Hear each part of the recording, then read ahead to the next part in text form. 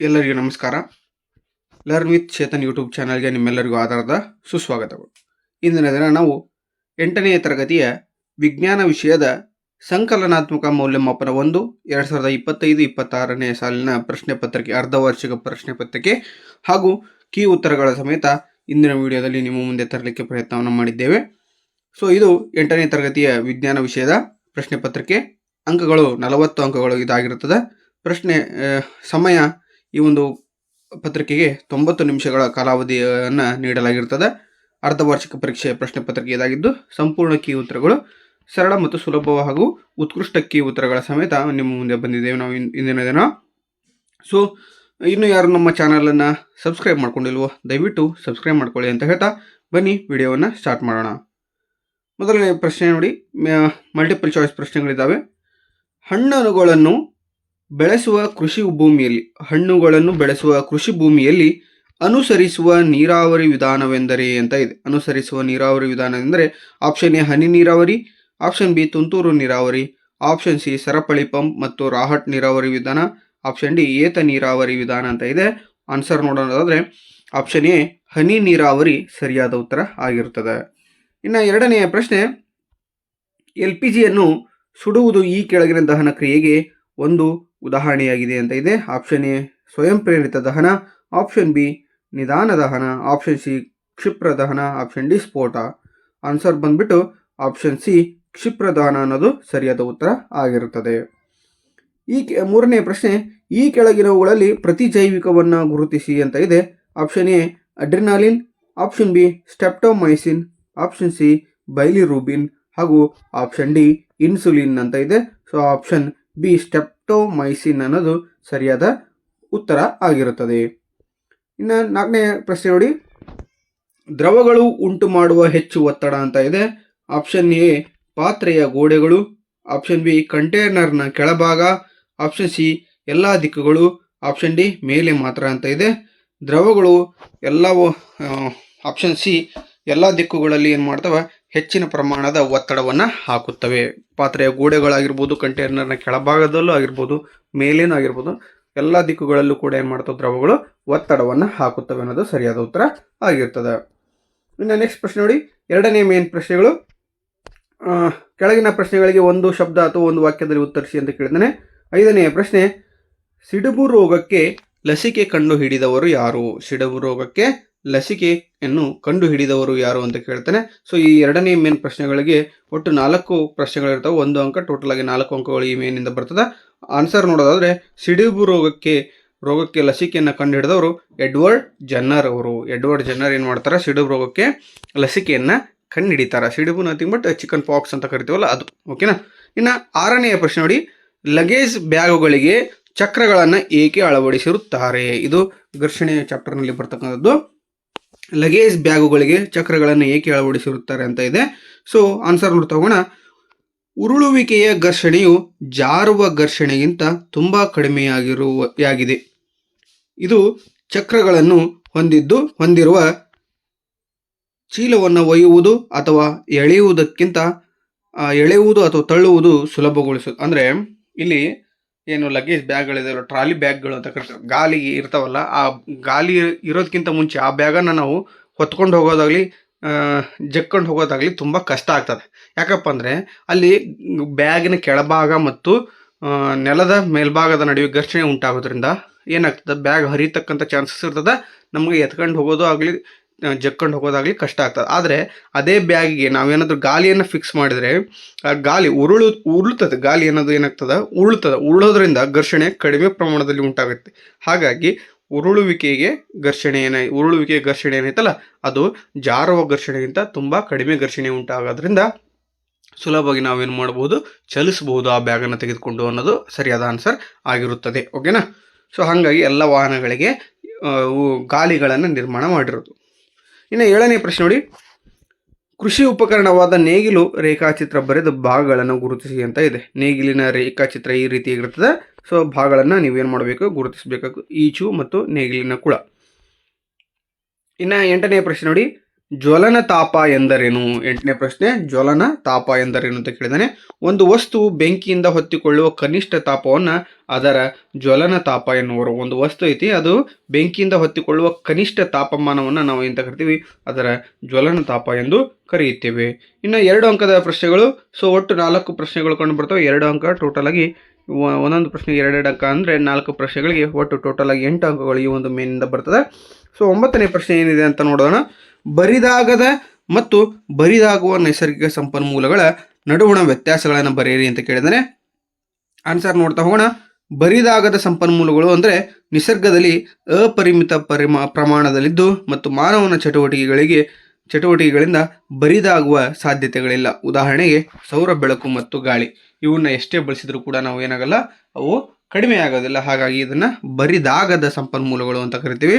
ಇನ್ನು 2ನೇದಾಗಿ, ಬರಿದಾಗುವ ನೈಸರ್ಗಿಕ ಸಂಪನ್ಮೂಲಗಳು ಯಾವುವು ಅಂದರೆ ನಿಸರ್ಗದಲ್ಲಿ ಸೀಮಿತ ಅಂದರೆ ಕಡಿಮೆ ಪ್ರಮಾಣದಲ್ಲಿದ್ದು ಮಾನವನ ಚಟುವಟಿಕೆಗಳಿಂದ ಬರಿದಾಗಬಹುದು. ಹಾಗಾಗಿ ಇವುಗಳಿಗೆ ಬರಿದಾಗುವ ಸಂಪನ್ಮೂಲಗಳು ಅಂತ ಕರಿತೀವಿ. ಆನ್ಸರ್ ನೋಡ್ತಾವೆ. ಉದಾಹರಣೆಗೆ ಅರಣ್ಯಗಳನ್ನು ಮನುಷ್ಯ ಕಡಿತಾ ಹೋದಂಗೆ ಕಡಿಮೆ ಆಗ್ತಾ ಹೋಗ್ತದೆ. ಸೊ ಕಟ್ಟುವುದು ಕಠಿಣ, ಕೆಡಹುವುದು ಸುಲಭ ಅನ್ನೋ ರೀತಿಯಲ್ಲಿ. ಹಾಗೆ ವನ್ಯಜೀವಿಗಳು, ಖನಿಜಗಳು, ಕಲ್ಲಿದ್ದಲು, ಪೆಟ್ರೋಲಿಯಂ, ಹಾಗೆ ನೈಸರ್ಗಿಕ ಅನಿಲ ಇತ್ಯಾದಿ ಬರಿದಾಗುವ ನೈಸರ್ಗಿಕ ಸಂಪನ್ಮೂಲಗಳಾಗಿರ್ತವೆ.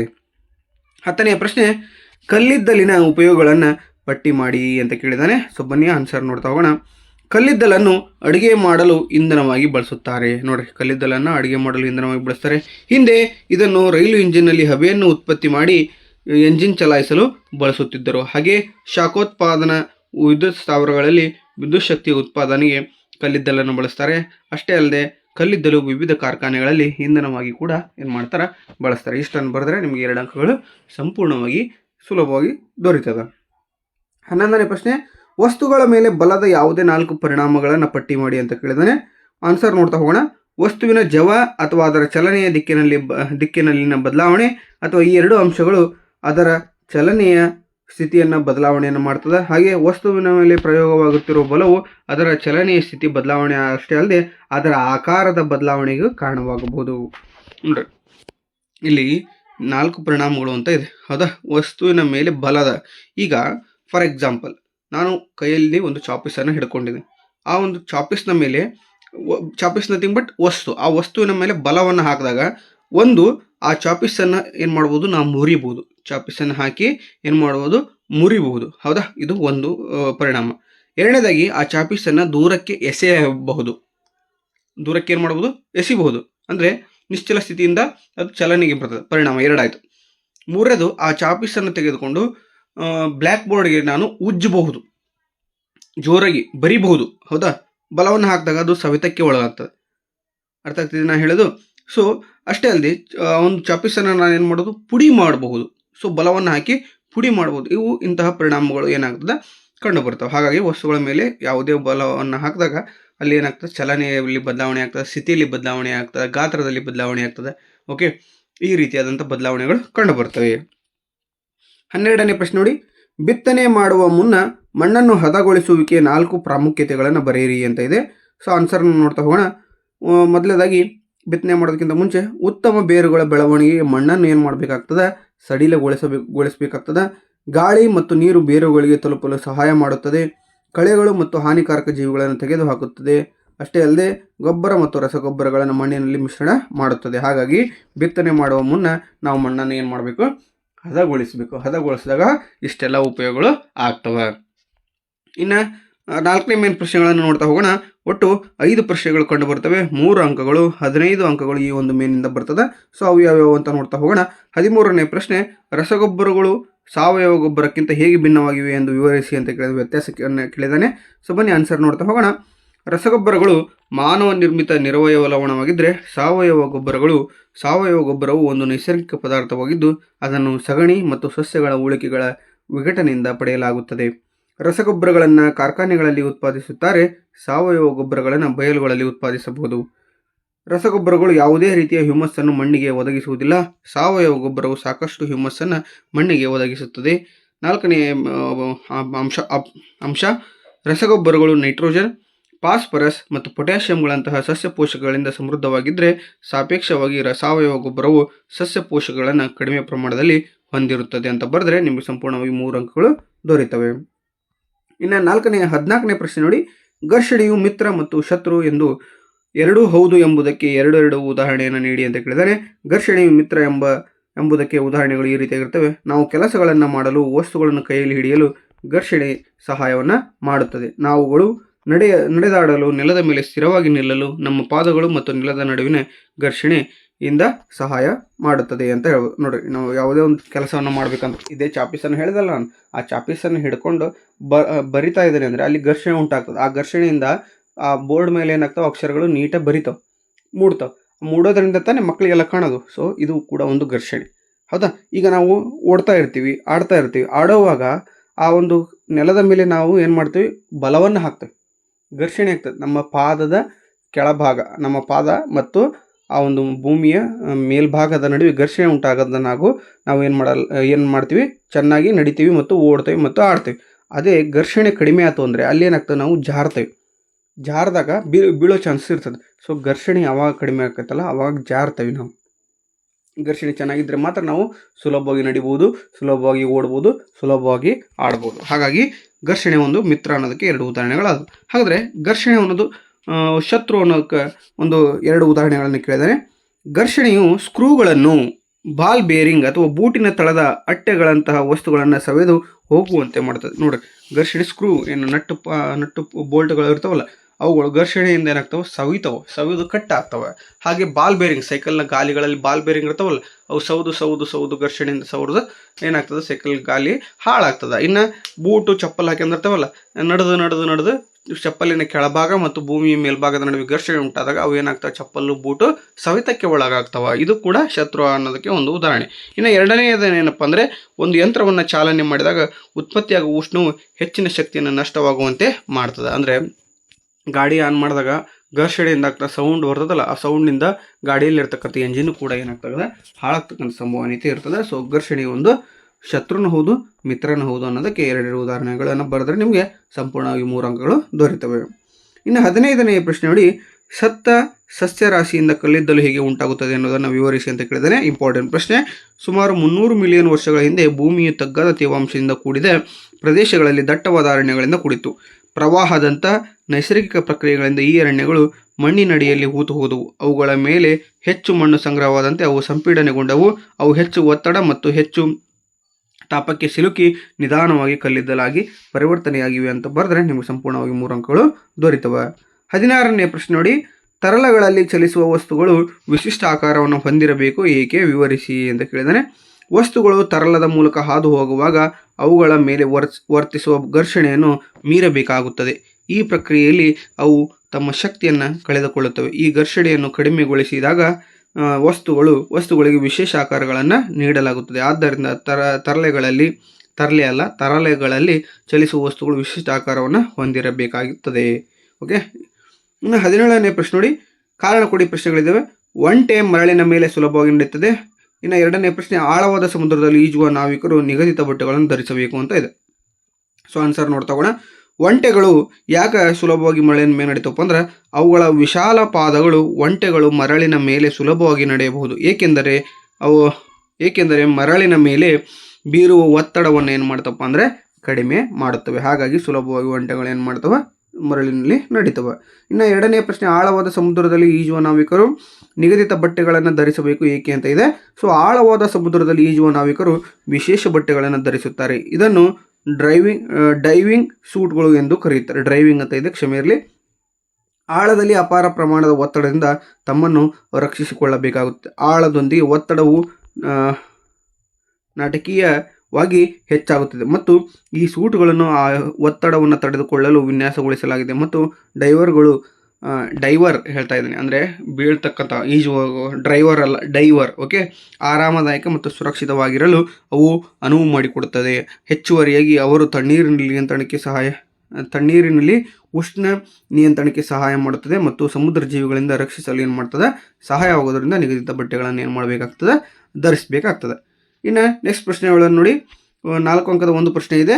ಸೊ 18ನೇ ಪ್ರಶ್ನೆ, ಮೇಣದ ಬತ್ತಿಯ ಜ್ವಾಲೆಯ ಚಿತ್ರವನ್ನು ಬರೆಯಿರಿ, ಭಾಗಗಳನ್ನು ಗುರುತಿಸಿ. ಅಕ್ಕ ಸಾಲಿಗರು ಚಿನ್ನ ಮತ್ತು ಬೆಳ್ಳಿಯನ್ನು ಯಾವ ಕರಗಿಸಲು ಯಾವ ವಲಯವನ್ನು ಬಳಸುವವರು ಏಕೆ ಅಂತ ಕೇಳಿದ್ದಾನೆ. ಹಾಗೆ ಬಿ ಪ್ರಶ್ನೆ, ಕಾರ್ಬನ್ ಡೈಆಕ್ಸೈಡ್ ಬೆಂಕಿಯನ್ನು ಹೇಗೆ ನಿಯಂತ್ರಿಸುತ್ತದೆ ಎಂದು ವಿವರಿಸಿ ಅಂತ ಕೇಳಿದ್ದಾನೆ. ಸೊ ಮೇಣದ ಬತ್ತಿಯ ಜ್ವಾಲೆಯ ಚಿತ್ರ ಆಗಿರ್ತದೆ. ಸೊ ಇಂಪಾರ್ಟೆಂಟ್, ಸಾಕಷ್ಟು ಬಾರಿ ಪರೀಕ್ಷೆಯಲ್ಲಿ ಬಂದಂಥ ಪ್ರಶ್ನೆ ಆಗಿರ್ತದೆ. ಸುಲಭವಾಗಿ ನೀವೇನಾದರೂ ಪ್ರಾಕ್ಟೀಸ್ ಮಾಡಿದ್ದಲ್ಲಿ ಸುಲಭವಾಗಿ ಏನು ಮಾಡ್ಬೋದು, ಅಂಕಗಳನ್ನು ಗಳಿಸಬಹುದು. ಅದೇ ರೀತಿ ಕಾರ್ಬನ್ ಡೈಆಕ್ಸೈಡ್ ಬೆಂಕಿಯನ್ನು ಹೇಗೆ ನಿಯಂತ್ರಿಸುತ್ತದೆ ಅಂತ ವಿವರಿಸಿ ಅಂತ ಕೇಳಿದ್ದಾನೆ. ಸೊ ಬನ್ನಿ ಆನ್ಸರನ್ನು ನೋಡ್ತಾ ಹೋಗೋಣ. ವಿದ್ಯುತ್ ಉಪಕರಣ ಮತ್ತು ಪೆಟ್ರೋಲ್ ಅಂತಹ ದೈಹಿಕ ವಸ್ತುಗಳನ್ನು ಒಳಗೊಂಡ ಬೆಂಕಿಯನ್ನು ನಂದಿಸಲು ಕಾರ್ಬನ್ ಡೈಆಕ್ಸೈಡ್ ಅತ್ಯುತ್ತಮ ಶಾಮಕವಾಗಿದೆ. ಕಾರ್ಬನ್ ಡೈಆಕ್ಸೈಡ್ ಆಕ್ಸಿಜನ್ಗಿಂತ ಭಾರವಾಗಿದ್ದು ಬೆಂಕಿಯನ್ನು ಹೊದಿಕೆಯಂತೆ ಏನು ಮಾಡ್ತದಪ್ಪ ಅಂದರೆ ಆವರಿಸಿಕೊಳ್ಳೋದ್ರಿಂದ ಸೊ ಅಲ್ಲಿ ಏನಾಗ್ತದೆ, ಆಕ್ಸಿಜನ್ ಹೋಗಲಿಕ್ಕೆ ಸಹಾಯವಾಗೋದಿಲ್ಲ. ಆದ್ದರಿಂದ ಈ ಒಂದು ಬೆಂಕಿ ಸುತ್ತಲೂ ಕಾರ್ಬನ್ ಡೈಆಕ್ಸೈಡ್ ಒಂದು ಪದರವನ್ನು ರೂಪ ಮಾಡಿಕೊಳ್ಳೋದ್ರಿಂದ ಆ ಆಕ್ಸಿಜನ್ ಬೆಂಕಿಗೆ ತಲುಪದ ಹಾಗೆ ತಡೆಗೋಡೆಯನ್ನು ನಿರ್ಮಿಸುತ್ತದೆ. ಹಾಗಾಗಿ ಕಾರ್ಬನ್ ಡೈಆಕ್ಸೈಡ್ ಏನು ಮಾಡ್ತದೆ, ಬೆಂಕಿ ಆರಿಸುವ ಸಾಧನಗಳಲ್ಲಿ ಬಳಸ್ತೇವೆ. ಆನ್ಸರಲ್ಲಿ ಪ್ರಿಂಟ್ ಆಗಿಲ್ಲ, ನಾನು ಹೇಳಿದ್ದನ್ನು ನೀವು ನೋಟ್ ಮಾಡಿಕೊಂಡ್ರೆ ಸರಿಯಾಗಿ ನಿಮಗೆ ಅಂಕಗಳು ದೊರೆಯುತ್ತದೆ. ಇನ್ನು 19ನೇ ಪ್ರಶ್ನೆ ನೋಡಿರಿ. ಎ ಪ್ರಶ್ನೆ ಇದೆ, ಸೂಕ್ಷ್ಮ ಜೀವಿಗಳ ಪ್ರಮುಖ ಗುಂಪುಗಳನ್ನು ಹೆಸರಿಸಿ ಅಂತ ಇದೆ. ಹಾಗೆ ಬಿ ಪ್ರಶ್ನೆ, ಸೂಕ್ಷ್ಮ ಜೀವಿಗಳ ಯಾವುದಾದ್ರೂ 4 ಉಪಯೋಗಗಳು ಅಥವಾ 4 ಹಾನಿಗಳನ್ನು ಬರೆಯಿರಿ ಅಂತ ಕೇಳಿದ್ದಾನೆ. 5 ಅಂಕದ ಪ್ರಶ್ನೆ ಇದಾಗಿರ್ತದೆ. ಸೊ ಪ್ರಮುಖ ಗುಂಪುಗಳು ಯಾವಪ್ಪ ಅಂದರೆ ಬ್ಯಾಕ್ಟೀರಿಯಾ, ಶಿಲೀಂಧ್ರ, ಶೈವಲಗಳು ಮತ್ತು ಪ್ರೋಟೋಜಾವಗಳು ಸೂಕ್ಷ್ಮ ಜೀವಿಗಳ ಪ್ರಮುಖ ಗುಂಪುಗಳಾಗಿರ್ತವೆ. ಹಾಗಾದರೆ ಸೂಕ್ಷ್ಮ ಜೀವಿಗಳ ಉಪಯೋಗಗಳು ಏನೇನಪ್ಪ ಅನ್ನೋದನ್ನು ನೋಡೋದಾದರೆ, ದೊಡ್ಡ ಪ್ರಮಾಣದಲ್ಲಿ ಮದ್ಯ, ವೈನ್ ಮತ್ತು ಅಸಿಟಿಕ್ ಆಮ್ಲದ ಉತ್ಪಾದನೆಯಲ್ಲಿ ಸೂಕ್ಷ್ಮ ಜೀವಿಗಳನ್ನು ಬಳಸ್ತಾರೆ. ಲ್ಯಾಕ್ಟೋಬ್ಯಾಸಿಲಸ್ ಬ್ಯಾಕ್ಟೀರಿಯಾ ಮೊಸರು ಉಂಟಾಗುವುದನ್ನು ಉತ್ತೇಜಿಸುತ್ತದೆ. ಸೂಕ್ಷ್ಮ ಜೀವಿಗಳು ಸತ್ತ ಸಸ್ಯಗಳು ಮತ್ತು ಪ್ರಾಣಿಗಳ ಸಾವಯವ ತ್ಯಾಜ್ಯಗಳನ್ನು ಸರಳ ಪದಾರ್ಥಗಳಾಗಿ ಪರಿವರ್ತಿಸುತ್ತವೆ. ಹಾಗೆ ಕೆಲವು ಶಿಲೀಂಧ್ರಗಳನ್ನು ಪ್ರತಿಜೈವಿಕಗಳನ್ನು ತಯಾರು ಮಾಡಲು ಬಳಸುತ್ತಾರೆ. ಹಾಗೆ ಇವುಗಳನ್ನು ಸೂಕ್ಷ್ಮ ಜೀವಿಗಳಿಂದ ಹಾನಿ ಉಂಟಾಗ್ತವೆ. ಸೊ ಆ ಹಾನಿಗಳು ಏನೇನೋದನ್ನು ನೋಡೋದಾದರೆ, ಹಲವಾರು ಸೂಕ್ಷ್ಮ ಜೀವಿಗಳು ಮಾನವರಲ್ಲಿ ಮತ್ತು ಸಸ್ಯಗಳಲ್ಲಿ ರೋಗಗಳನ್ನು ಉಂಟು ಮಾಡುತ್ತವೆ. ಕೆಲವು ಸೂಕ್ಷ್ಮ ಜೀವಿಗಳಿಂದಾಗಿ ಹಾಳಾದ ಆಹಾರದ ಸೇವನೆಯಿಂದ ಆಹಾರ ವಿಷಮಯ ಎಂಬ ಪರಿಸ್ಥಿತಿ ಉಂಟಾಗುತ್ತದೆ. ಕೆಲವು ಸೂಕ್ಷ್ಮ ಜೀವಿಗಳು ಪ್ರಾಣಿಗಳಲ್ಲೂ ರೋಗಗಳನ್ನು ಉಂಟು ಮಾಡುತ್ತವೆ. ಉದಾಹರಣೆಗೆ ಅಂತ್ರಾಕ್ಸ್ ರೋಗ. ಓಕೆ, ಸೊ ಇದು 40 ಅಂಕದ ಪ್ರಶ್ನೆ ಪತ್ರಿಕೆ ಹಾಗೂ ಕೀ ಉತ್ತರಗಳನ್ನು ನಾವು ಇಂದಿನ ವಿಡಿಯೋದಲ್ಲಿ ನೋಡಿದ್ವಿ. ಈ ವಿಡಿಯೋ ನಿಮಗೆ ಇಷ್ಟ ಆಗಿದ್ದರೆ ದಯವಿಟ್ಟು ಲೈಕ್ ಮಾಡಿ, ಶೇರ್ ಮಾಡಿ, ಕಮೆಂಟ್ ಮಾಡಿ. ಹಾಗೆ ಲೈಕ್ ಮಾಡೋದಷ್ಟೇ ಅಲ್ಲ, ಅಲ್ಲಿ ನೀವು ಲೈಕ್ ಮಾಡಿದಾಗ ಹೈಪ್ ಅಂತ ಬರುತ್ತೆ. ಹೈಪ್ ಅನ್ನೋದನ್ನು ಟಚ್ ಮಾಡಿ ಓಕೆ ಕೊಡಿ ಅಂತ ಹೇಳ್ತಾ, ಸೊ ಇಷ್ಟೊತ್ತು ವಿಡಿಯೋ ನೋಡಿರ್ತಕ್ಕಂಥ ನಿಮ್ಮೆಲ್ಲರಿಗೂ ಕೂಡ ತುಂಬ ಹೃದಯದ ಧನ್ಯವಾದ ಅಂತ ತಿಳಿಸ್ಲಿಕ್ಕೆ ಇಷ್ಟಪಡ್ತೀನಿ. ಅದಕ್ಕಿಂತ ಮುಂಚೆ ದಯವಿಟ್ಟು ಸಬ್ಸ್ಕ್ರೈಬ್ ಮಾಡ್ಕೊಳ್ಳಿ. ಸಾಕಷ್ಟು ಜನ ವೀಡಿಯೋಗಳನ್ನು ನೋಡ್ತಾ ಇದ್ದಾರೆ, ಆದರೆ ಸಬ್ಸ್ಕ್ರೈಬ್ ಮಾಡ್ಕೊಳ್ತಿಲ್ಲ. ಅದು ಬೇಜಾರದ ಸಂಗತಿ ಆಗುತ್ತದೆ. ಸೊ ದಯವಿಟ್ಟು ಲೈಕ್ ಮಾಡಿ, ಶೇರ್ ಮಾಡಿ, ಕಮೆಂಟ್ ಮಾಡಿ. ಹಾಗೆ ಸಬ್ಸ್ಕ್ರೈಬ್ ಮಾಡ್ಕೊಳ್ಳೋದನ್ನು ಮರಿಬೇಡಿ. ನಿಮ್ಮ ಫ್ರೆಂಡ್ಸ್ಗೂ ಕೂಡ ಶೇರ್ ಮಾಡಿ, ಸಬ್ಸ್ಕ್ರೈಬ್ ಮಾಡ್ಕೊಳ್ಳೋಕ್ಕೆ ಹೇಳಿ ಅಂತ ಹೇಳ್ತಾ, ಇಷ್ಟೊತ್ತು ವಿಡಿಯೋ ನೋಡಿರ್ತಕ್ಕಂಥ ನಿಮ್ಮೆಲ್ಲರಿಗೂ ಕೂಡ ಧನ್ಯವಾದಗಳನ್ನು ತಿಳಿಸ್ತೀನಿ. Thank you so much.